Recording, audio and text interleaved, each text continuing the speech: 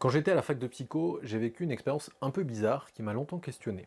Au cours du même semestre, 4 professeurs nous enseignaient des perspectives complètement différentes sur le bonheur et l'épanouissement humain. En psychologie positive, on nous présentait le bonheur comme le résultat de nos forces de caractère et de nos choix personnels d'engagement. En neuropsychologie, le même phénomène était décrit comme un équilibre optimal de neurotransmetteurs et de circuits cérébraux spécifiques. En sociologie, on démontrait, statistiques à l'appui, que le niveau de bonheur était fortement corrélé à la qualité des liens sociaux et à l'appartenance communautaire. Et en psychologie sociale, on nous expliquait que la définition même du bonheur dépendait grandement de nos représentations collectives, elles-mêmes héritées de nos groupes d'appartenance. Le plus troublant pour moi, c'est que chacun présentait des arguments parfaitement crédibles. Mais aucun de ces profs ne reconnaissait la pertinence des autres points de vue. Et on nous laissait tout seuls face à ce puzzle sans mode d'emploi pour l'assembler. Aux examens, il fallait sagement répéter les arguments des uns et des autres pour pouvoir valider le semestre. Eh bien, c'est exactement ce problème que le modèle Aqual de Ken Wilber résout brillamment, en nous montrant comment chaque phénomène existe simultanément dans 4 dimensions de la réalité.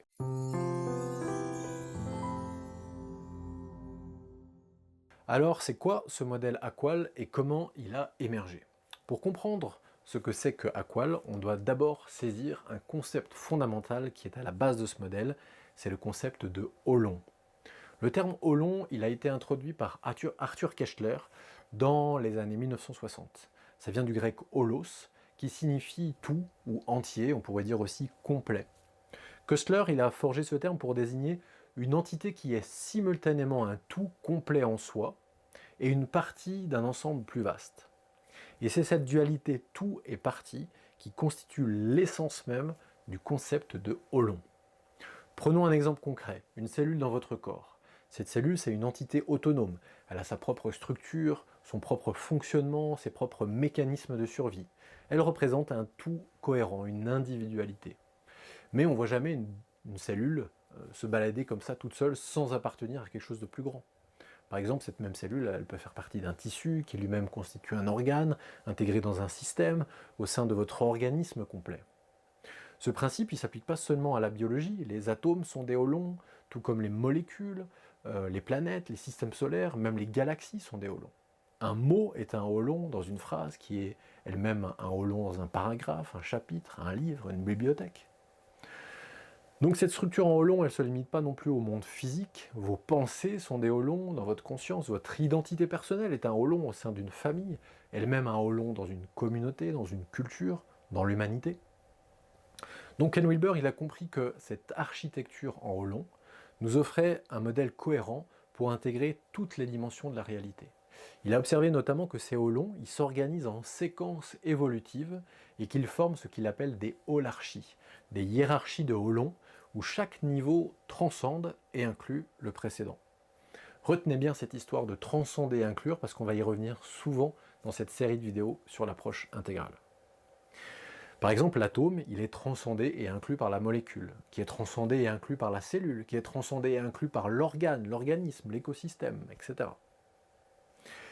Mais Wilber, il a fait une découverte encore plus profonde. Il a réalisé que chaque holon, dans sa double dimension unité-partie, pouvait également être abordé selon 2 angles différents, on pourrait dire 2 faces. Une face extérieure, objective, manifeste, et une face intérieure, subjective, relative au sens et à la conscience. Et donc de là, il découle que tout ce qui existe simultanément dans 4 dimensions fondamentales ou 4 cadrans, nés du croisement de ces 2 doubles axes, individuels et collectifs, et intérieur et extérieur d'autre part. Reprenons l'exemple du bonheur que j'évoquais plus tôt. Dans le cadran supérieur gauche, donc l'intérieur individuel, le bonheur se manifeste comme une expérience subjective de joie, de satisfaction et de plénitude. Et on peut le favoriser en faisant, par exemple, une psychothérapie. Dans le cadran supérieur droit, l'extérieur individuel, il correspond à des états neurophysiologiques mesurables, sécrétion d'endorphines, activation de certaines zones cérébrales. Il peut donc être renforcé par certaines activités très concrètes, le sport, la méditation de pleine conscience, par une nutrition adaptée ou par certains médicaments qui vont favoriser ces sécrétions. Dans le cadran inférieur gauche, donc l'intérieur collectif, eh bien, il va s'inscrire ce bonheur dans des systèmes de valeurs culturelles qui définissent ce qu'est une vie bonne ou une vie réussie. Certaines thérapies de groupe ou aussi des voyages à l'étranger vont nous aider à prendre conscience de tout ça. Dans le cadran inférieur droit, l'extérieur collectif, il est soutenu par des structures sociales concrètes, les systèmes de santé, l'espace public, les opportunités économiques. Et ça, c'est le domaine du politique qui a des leviers pour jouer sur ces facteurs. Alors, AQUAL, ça signifie All Quadrants, All Levels. Tous les cadrans, tous les niveaux. On parlera des niveaux un peu plus tard, mais disons que c'est en rapport avec les holarchies dont j'ai parlé un petit peu plus tôt. En attendant, retenons encore une fois que ce modèle, il reconnaît que toute réalité existe simultanément dans ces 4 cadrans et qui se développe à travers différents niveaux de complexité au sein de chaque cadran. Alors voilà pourquoi mes professeurs de psychologie avaient en fait tous raison, mais de façon partielle. Chacun explorait un cadran différent de la même réalité globale, sans voir l'image complète que le modèle AQUAL nous permet enfin d'appréhender. Le bonheur, il dépend simultanément de ces 4 facettes de la réalité.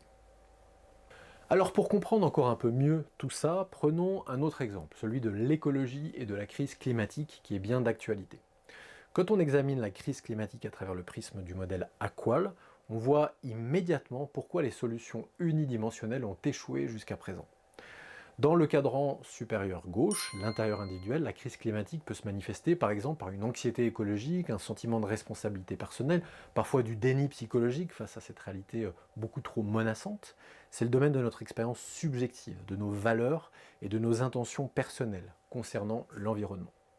Dans le cadran supérieur droit, l'extérieur individuel, eh bien, on observe les comportements concrets des individus, leur empreinte carbone, leurs habitudes de consommation, leurs choix de transport. C'est donc une dimension observable et mesurable de notre impact personnel sur la planète. Dans le cadran inférieur gauche, l'intérieur collectif, eh bien, on trouve nos visions culturelles partagées de la nature. Par exemple, est-ce qu'on considère la Terre comme une ressource à exploiter ou comme un système vivant dont on fait tous partie intégrante? C'est donc le domaine des récits collectifs, des normes sociales et des significations partagées qui façonnent notre relation à l'environnement. Enfin, dans le cadran inférieur droit, l'extérieur collectif, on a les systèmes sociaux tangibles, nos infrastructures énergétiques, nos politiques environnementales, nos structures économiques, qui peuvent soit perpétuer, soit atténuer la crise climatique. Chacun de ces cadrans y représente un aspect spécifique du haut long de la crise climatique. Et on voit ici pourquoi une approche intégrale elle est vraiment cruciale. Toute solution qui va négliger un de ces cadrans est vouée à l'échec, comme si elle était amputée d'une dimension fondamentale. Les solutions purement technologiques, donc le cadran supérieur droit, qui ignorent les dimensions culturelles et subjectives, elles échoueront clairement par manque d'adhésion. Les changements de conscience individuels, le cadran supérieur gauche, qui ne s'accompagnent pas de transformations systémiques, eh ben, ça restera marginal, etc. Donc avec le modèle AQUAL, on comprend que la crise climatique, c'est un hollon complexe qui existe simultanément dans ces 4 cadrans et que sa résolution, elle requiert une approche qui intègre tous ces aspects dans une vision cohérente. Cette vision intégrale, elle nous permet de sortir des oppositions stériles, technologie versus conscience, individu versus collectif ou système. Elle nous invite vraiment à embrasser une compréhension plus complète et plus nuancée des défis écologiques auxquels on fait face. Mais le modèle va encore plus loin. Là, on a vu All Quadrants, mais on n'a pas encore vu All Levels. À travers le concept d'holarchie, le modèle AQUAL, il nous montre également que la crise climatique, elle se manifeste à différents niveaux de complexité dans chaque cadran.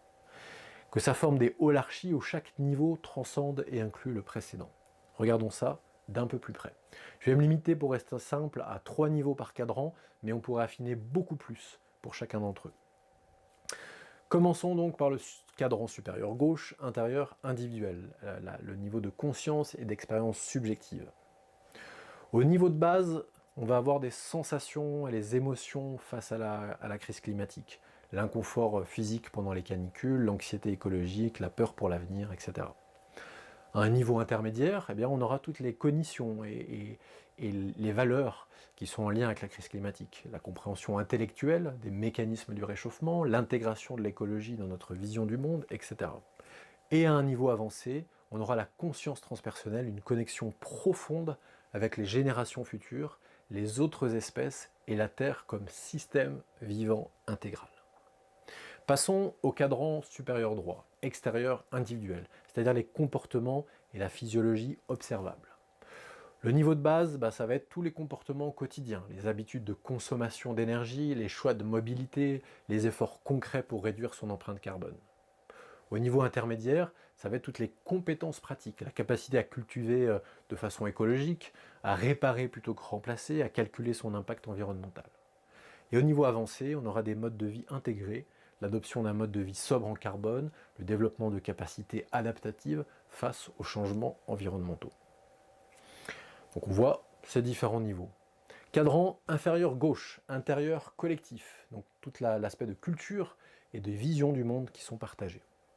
Niveau de base, ça va être tout le langage et les normes sociales, la façon dont on parle de la nature, les définitions collectives de ce que c'est qu'un comportement écologique acceptable. Au niveau intermédiaire, on aura les récits collectifs, des histoires partagées sur notre relation à la nature, des visions culturelles de l'avenir et du progrès. Et à un niveau avancé, on aura les paradigmes et une forme d'éthique émergente, une vision du monde comme la propose l'écologie profonde ou l'écosophie par exemple, une conscience planétaire partagée, une éthique interespèce qui relie absolument et qui inclut l'ensemble du vivant. Cadran inférieur droit, extérieur collectif, donc tous les systèmes sociaux et environnementaux observables. Le niveau de base, ce serait les écosystèmes locaux et les infrastructures, donc les interactions écologiques immédiates, les systèmes énergétiques municipaux, les réseaux alimentaires locaux. Niveau intermédiaire, on aurait les institutions et systèmes nationaux, les politiques énergétiques nationales, les réglementations environnementales, les marchés du carbone. Et à un niveau avancé, les organisations mondiales, les accords climatiques internationaux, les systèmes de gouvernance adaptative planétaire, les économies circulaires globales et régénératives, etc. Donc vous voyez, cette approche holarchique, elle nous permet de encore mieux voir que la crise climatique, ce n'est pas un problème uniforme, mais une constellation de défis imbriqués à différents niveaux de complexité. Chaque niveau nécessite des interventions appropriées. Et l'efficacité de notre réponse, elle va dépendre de notre capacité à agir simultanément sur ces multiples dimensions. Je trouve que la beauté du modèle Aqual, elle réside vraiment dans sa capacité à nous montrer que ces 4 cadrans et leur holarchie respective, elles ne sont pas séparées, mais profondément interconnectées. Un changement dans la conscience individuelle peut vraiment catalyser une transformation culturelle, qui à son tour peut faciliter l'émergence de nouveaux systèmes socio-économiques, qui renforcent et soutiennent de nouveaux comportements individuels. Cette vision intégrale, elle nous offre donc un cadre suffisamment vaste et nuancé pour appréhender la complexité des défis écologiques contemporains et finalement de toutes les questions et défis qui se présentent à nous. Alors c'est ça le showing up dont j'ai parlé dans la précédente vidéo selon l'approche intégrale, l'un des 5 axes fondamentaux de l'approche intégrale. C'est se présenter pleinement au monde en reconnaissant toutes les dimensions de notre réalité. Showing up, c'est arriver avec une présence intégrale. C'est être conscient des 4 cadrans qui constituent chaque situation. C'est refuser les approches réductrices et embrasser la richesse multidimensionnelle de l'existence. Quand on montre notre présence, showing up, montrer notre présence de cette façon, on accède à une compréhension plus profonde. Il y a des solutions plus complètes face aux défis de notre époque. Le modèle Aqual, il nous donne la carte pour y parvenir.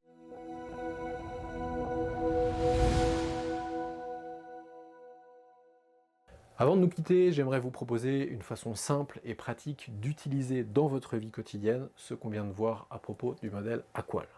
Le modèle Aqual, il peut paraître complexe au premier abord, mais on peut le résumer de manière très simple avec 4 dimensions fondamentales de notre expérience. Tout d'abord, être. C'est notre monde intérieur personnel, nos pensées, nos émotions, nos ressentis. Ensuite, faire. Ce sont vos actions et comportements observables, ce que vous faites concrètement. Ensuite, être ensemble. C'est notre relation aux autres, c'est les valeurs, les compréhensions partagées. Et enfin, faire ensemble, ce sont tous les systèmes et les structures dans lesquelles nous évoluons, comment nous nous organisons collectivement. Alors voici un exercice simple que vous pouvez faire dès aujourd'hui. Pensez à une situation personnelle qui vous préoccupe actuellement, un choix professionnel, une relation, un projet, même un simple désaccord. Prenez une feuille de papier et divisez-la en 4 parties. Dans chaque partie, posez-vous les questions suivantes. Au niveau de l'être, comment est-ce que je me sens face à cette situation? Quelles sont mes valeurs et mes aspirations personnelles qui sont en jeu? Au niveau du faire, quelles actions concrètes j'ai déjà entreprises? Quels comportements je pourrais modifier ou adopter? Être ensemble, comment cette situation est perçue par les autres personnes impliquées? C'est quoi nos valeurs communes ou nos différences de perspective? Et enfin, faire ensemble, quels sont les systèmes, les règles, les habitudes collectives qui influencent cette situation? Comment on pourrait les adapter, comment on pourrait s'adapter pour créer un meilleur résultat pour tous? Vous verrez qu'en explorant ces 4 dimensions, des solutions nouvelles et plus complètes vont émerger naturellement. Si jusqu'à présent vous avez surtout focalisé sur vos sentiments personnels et vos actions individuelles, le simple fait d'explorer les dimensions collectives ouvrira de nouvelles possibilités. C'est vraiment la magie du modèle Aqual dans sa forme la plus simple. Il nous rappelle que tout phénomène humain existe simultanément dans ces 4 dimensions et que des solutions véritablement intégrales doivent les prendre toutes en compte. Allez, pour terminer, je ne résiste pas à un dernier petit exemple de Aqual en guise de clin d'œil. Si cette vidéo a résonné en vous, n'hésitez pas à vous déplacer dans le cadran de droite pour cliquer sur j'aime et vous abonner à la chaîne. Ça permettra aux algorithmes de YouTube du cadran inférieur droit de favoriser la vidéo, impactant la culture collective des cadrans inférieur gauche. Et je gage que vous ne pourrez que vous en sortir mieux. Retour à la case départ pour un nouveau cycle. Dans notre prochaine vidéo, on explorera les stades d'évolution de la conscience, le growing up, et comment notre façon d'être, de faire, d'être ensemble et de faire ensemble évolue à travers ces stades. D'ici là, je vous invite à expérimenter avec cet exercice simple et à partager vos découvertes dans les commentaires. Merci de m'avoir accompagné dans cette exploration du modèle Aqual et du concept de Holon. À très bientôt pour la suite de notre voyage dans l'approche intégrale.